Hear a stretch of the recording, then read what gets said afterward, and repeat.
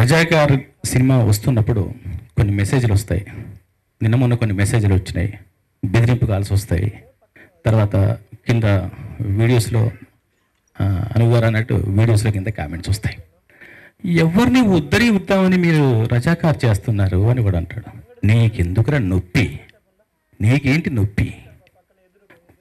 గురుగారు ఆది పురుషుడు, మీరు మహాన్ భావుడు శ్రీరామచంద్రుడి చరిత్రను రామాయణాన్ని వినిపించినా కూడా మూర్ఖులు సీతాదేవిని అడవికి పంపించాడు, చాటు నుంచి వాలిని కాల్చేశాడు, ఇలాంటి వెంట్రుకలు పీకే ఇలాంటి నొప్పి ఫీల్ అయ్యే వాళ్ళకు ఇందులో ఉన్న మా నొప్పి తెలియాలని, అలాంటి నొప్పి జరగకుండా మీరు జాగ్రత్త పడాలని, ఇకనైనా బుద్ధి తెచ్చుకోవాలని మీ ముందుకు తీసుకొస్తున్నాం. ఇది తీసుకురావడానికి రీజన్ ఇదే. మా చరిత్రే కాదు, మీ నొప్పి కూడా తెలియాలి. నొప్పి ఇప్పుడు వస్తుంది, మా నొప్పి ఏమైంది, మా పూర్వీకుల నొప్పి ఏమైంది, మా పెద్దల నొప్పి ఏమైంది, మా రక్త చరిత్ర ఏమైంది, మా రక్తం మరిగిన రోజేమైంది, అవన్నీ గుర్తుకు రావాలి కదా. ఈ గడ్డ మీద పుట్టాము, ఈ గడ్డ మీద పెరిగాము, ఈ గడ్డ మీద తిన్నాము, కానీ ఈ గడ్డ కోసం పోరాటం చేసిన వాళ్ళు మర్చిపోదామా? తిన్నాళ్ళ కడుపులో తన్నేద్దామా? పాలు తాగిన అమ్మ రొమ్ము నొక్కేద్దామా? ఏం చెప్తున్నారా ఈడియట్స్? తీస్తాం, ఇలాంటి సినిమాలు బాజాప్తా తీస్తాం. ఎందుకు తీయకూడదు? ఎందుకు తీయకూడదు? నా చరిత్ర నేను చెప్పుకోలేకపోతే, నాకు స్వాతంత్రం వచ్చింది సెప్టెంబర్ 17 అని డమ్కి వాయించుకుంటూ చెప్పాల్సిన కర్మ ఈరోజు ఎందుకు వచ్చింది? ఎందుకు చరిత్ర అణిగిపోయింది? ఎందుకు చరిత్ర తొక్కబడింది? మీరు తొక్కేశారు కాబట్టి.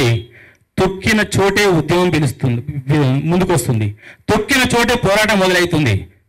తుఫాన్ రాగానే గడ్డిపోచ నిలబడుతుంది. మేము గడ్డిపోచలం గడ్డపారాలతో పూడ్చి మరీ పోరాటం చేశాం. ఆ పోరాటాన్ని చూపించడమే రజాకార్. మా గురువుగారు చెప్పినట్టు హైదరాబాద్కు మాత్రమే శాశ్వతం కాదు, భారతదేశానికి మాత్రమే శాశ్వతం కాదు, ప్రపంచ దేశాల్లో అణచివేతకు గురైన, అవమానానికి గురైన ఏ పేదవాడైనా, హిందూ అయినా ముస్లిం అయినా, పేదవాడు పేదవాడే. అణచివేతకు గురయ్యేవాడు ఏదో ఒక రోజు ఆలోచనకు రాకమానడు, ఆవేశం రాకమానదు, పోరాటం చేయకమానడు. అదే జరిగింది, అదే చెప్తూ ఉన్నాం. ఇక్కడ ఒకటే చెప్తున్నాను, మీకు ఒక మతం గురించి మాట్లాడితే మతంలో ఉన్న ధనికుడే గొప్పగా ఎందుకు కనిపిస్తున్నాడు? ఒక పేదాడు ఎందుకు కనిపించట్లేడు? ఆ రోజు పల్లెటూరులో ఉన్న అమీనమ్మ కూడా రేప్ చేయబడింది. అప్పుడేం పీకారు? వాళ్ళు మీ మతం కాదా? అంటే మీరు కూడా మతంలో ఉంటే పేదోళ్ళని పట్టించుకోరా? బలిసిన వాళ్ళని పట్టించుకుంటారా? బలిసిన వాళ్ళకి భజన చేస్తారా? బ్రదర్స్, చరిత్ర తెలుసుకోండి. నా సోదరులకి, నా రక్తం పంచుకు పుట్టిన నా మీడియా మిత్రులకి చెప్పేది ఏంటంటే, దీన్ని మీరు భుజస్కంధాల మీద తీసుకుపోవాల్సిన అవసరం ఉంది. నేను ఇప్పుడే చెప్తున్నా, సురేష్ అన్న, సుధాకర్ అన్న, వంశీవయ్య, మీరందరికీ లైట్లో నాకు కొందరు అందరికీ అనిపిస్తలేరు. నా సినిమాకి రేటింగ్ ఇవ్వద్దు, చరిత్రని రేటింగ్తో కొల్చకండి. ఇది చరిత్ర. నా సినిమాకి దయచేసి మీకు పాదాభివందనం చేస్తున్నాను, నాకు రేటింగ్ ఇవ్వద్దు. నా నెక్స్ట్ సినిమాకు 0 రేటింగ్ ఇవ్వండి, నేను ఒప్పుకుంటా. ఇది చరిత్ర.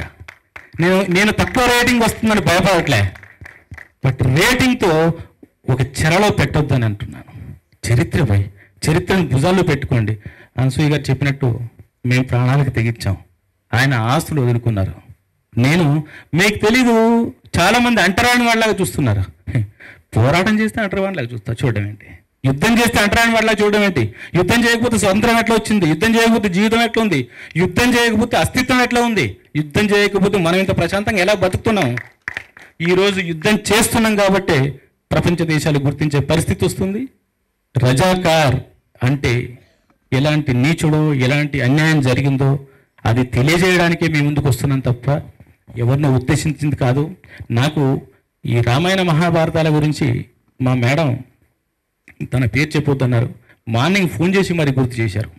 ఇలా చెప్పండి, మీరు రామాయణం చూసినప్పుడు మంచిని గుర్తించండి.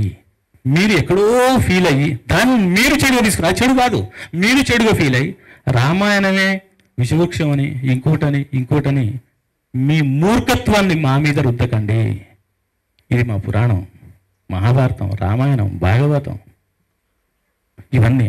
అట్లానే మా చరిత్ర కూడా, మా భగవద్గీత కూడా, మా తెలంగాణ సాయుధ పోరాటం కానీ, తర్వాత ఆర్య సమాజ్ పోరాటం కానీ, గ్రంథాలయ పోరాటం కానీ, ఆంధ్ర మహాసభ కానీ, తర్వాత కవులు కళాకారుల పోరాటం కానీ, వీళ్ళందరూ కూడా ఎవరి కోసం పనిచేశారు? అది ఇక్కడ ఈరోజు మనం ప్రశాంతంగా ఉంటున్నామంటే దానికి రీజన్ వాళ్ళ పోరాటం.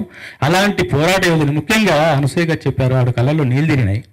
ఇంద్రజ గారి క్యారెక్టరు, ప్రేమ గారి క్యారెక్టరు, ఆవిడేంటంటే ఆవిడ నా మీద కోపంగా ఉండదు, నన్ను అక్క పిలవచ్చు కదా అని. అమ్మా వాళ్ళు ఆయుధంతో ఫైట్ చేశారు, మీరు మీ పాటతో ఫైట్ చేశారు, మీరు మీ మాటతో ఫైట్ చేశారు.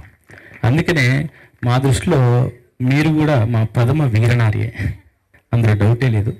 సో ఇలాంటి అవకాశం ఇచ్చిన గూడూరు నారాయణ రెడ్డి గారికి, నా కోసం పనిచేసిన, మన సినిమా కోసం పనిచేసిన టెక్నీషియన్స్కి, ఆర్టిస్టులకి, నేను ఎప్పుడు ఇంటికి వెళ్ళినా మన్నించిన నా ఫ్యామిలీకి మంచిగా పట్టించుకొని, తర్వాత అందరు టెక్నీషియన్స్ అందరు పేరున నేను అక్కడ చెప్తా ప్రీ రిలీజ్ ఈవెంట్లో. ఈరోజు పేరు చెప్పట్లేదని ఎవ్వరు ఫీల్ అవ్వద్దు దయచేసి, అందరి పేర్లు అక్కడ చెప్తాను.